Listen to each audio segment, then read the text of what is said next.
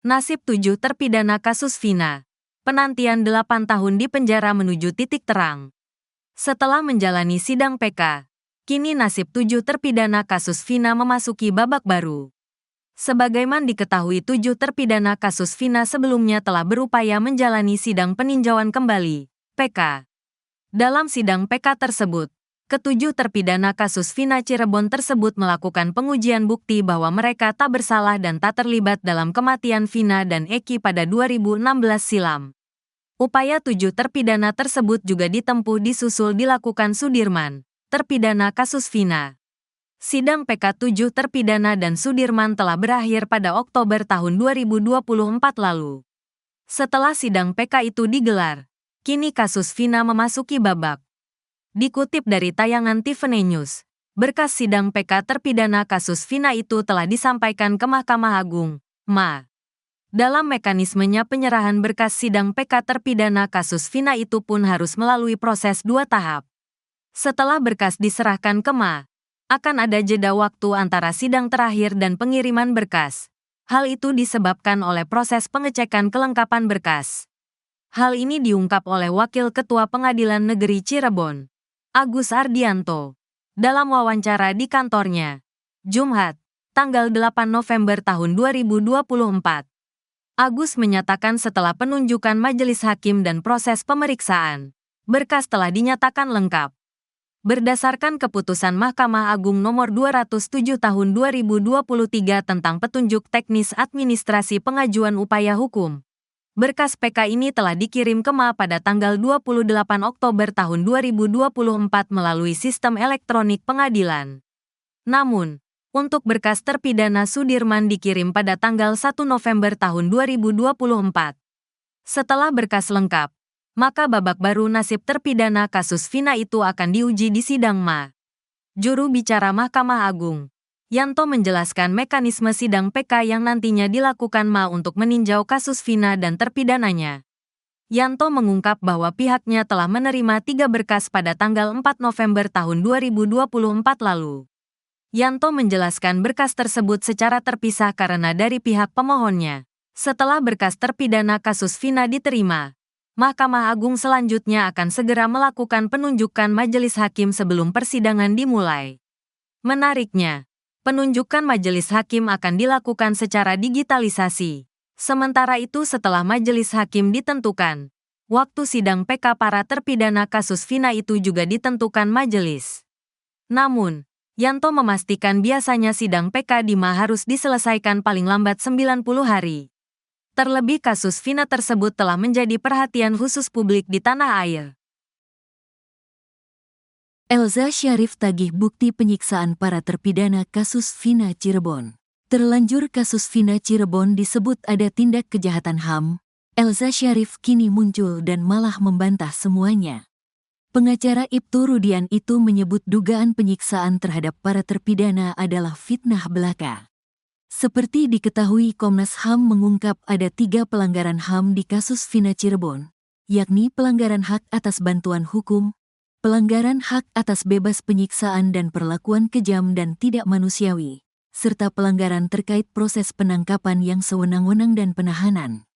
Bahkan, pakar hukum pidana Universitas Trisakti Asmisyah Putra menyebut hal ini bukan pelanggaran lagi, melainkan kejahatan HAM. Merespon hal ini, Elza Syarif membantah keras.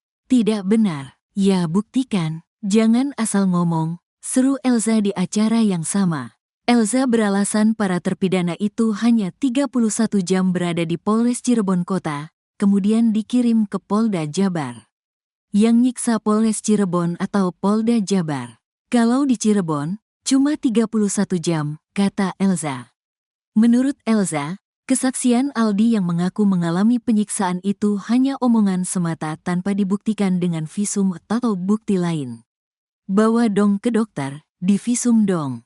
Kan ada bekas-bekasnya. Jangan asal ngomong, tantang Elza. Elza lalu mempertanyakan kenapa dugaan penyiksaan itu selalu dialamatkan ke Polres Cirebon Kota, bukan ke Polda Jabar yang waktu pemeriksaannya lebih lama. Kenapa tidak berani Polda? Karena memang tidak ada penyiksaan, serunya. Elza mengklaim punya bukti foto dan video yang menerangkan mereka tidak pernah mengalami penyiksaan. Foto yang diklaim terpidana adanya penyiksaan itu hanya rekayasa. Foto panda itu dikreat, dibakarlah rambutnya. Ternyata saya baru tahu. Oleh tahanan, terpidana dikasih balsem, karena itu tradisi, karena dia pemerkosa. Foto itu tidak pernah berubah. Itulah yang dikreat seolah-olah disiksa luar biasa. Itu doang kan? Foto yang dikreat diulang-ulang, tuduhnya. Terkait Sudirman yang mengaku ditembak peluru karet, Elza pun menyangkalnya. Menurutnya, kepolisian tidak pernah punya senjata angin, kecuali senjata api. Banyak fitnah yang beredar. Banyak yang bilang Aris Papua, padahal dia tidak pernah berfungsi di Cirebon kota sampai detik ini. Anwar, polisi, itu dipleret, tidak pernah. Gugun, hanya pembantu, dan sudah ada penyerahan dari narkoba ke Propam. Selesai, tukasnya. Para terpidana kasus Vina tersenyum Otto Hasibuan jadi menteri, makin yakin bebas. Masuknya nama Ketua Umum Perhimpunan Advokat Indonesia, Peradi, Otto Hasibuan dalam jajaran Kabinet Merah Putih membawa angin segar bagi terdakwa kasus Vina Cirebon. Hal ini beralasan karena sebelumnya Otto Hasibuan adalah Ketua Tim Kuasa Hukum terpidana kasus Vina Cirebon saat mengajukan peninjauan kembali, PK. Bahkan Otto Hasibuan turun langsung meninjau ke lokasi kasus Vina Cirebon dan memimpin tim kuasa hukum saat sidang PK. Kuasa hukum terpidana kasus Vina Cirebon, Titin Prialianti langsung mengucap syukur atas penunjukan Otto Hasibuan sebagai Wakil Menteri Koordinator Bidang Hukum, Hak Asasi Manusia, Imigrasi dan Pemasyarakatan. Luar biasa, ada orang yang sangat saya hormati masuk dalam susunan, ucap Titin dengan wajah sumringah, dikutip dari tayangan Nusantara TV pada Senin, tanggal 21 Oktober tahun 2024. Dikatakan Titin dengan masuknya Otto dalam kabinet ini semakin menambah keyakinannya bahwa 7 terpidana akan bebas tahun ini. Sebenarnya, kata Titin, keyakinan itu sudah muncul sejak tanggal 5 Juni tahun 2024 saat dia bersama Saka Tatal bertemu kali pertama dengan Otto dan mengungkapkan ada putusan yang salah dalam kasus Vina Cirebon.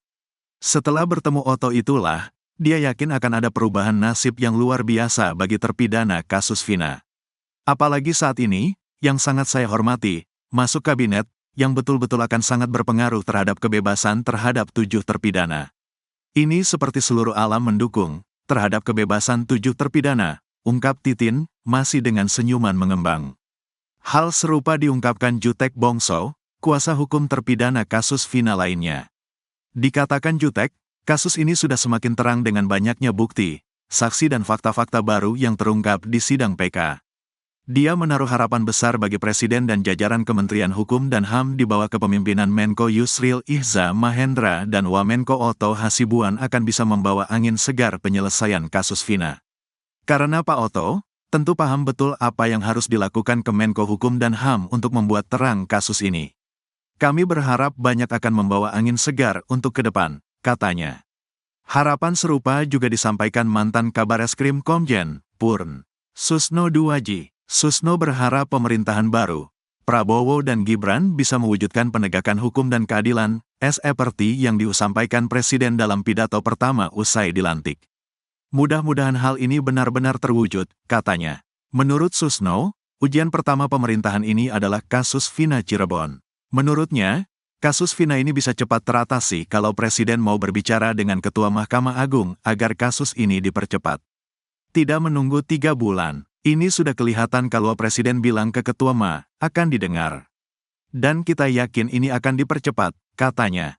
Menurut Susno, pergantian pucuk pimpinan di lembaga hukum seperti Kemenko Hukum, HAM, Imigrasi dan Pemasyarakatan sangat berpengaruh.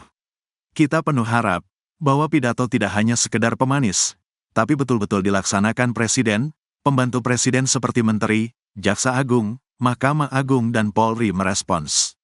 Kita tunggu 1 hingga 2 minggu lagi, katanya.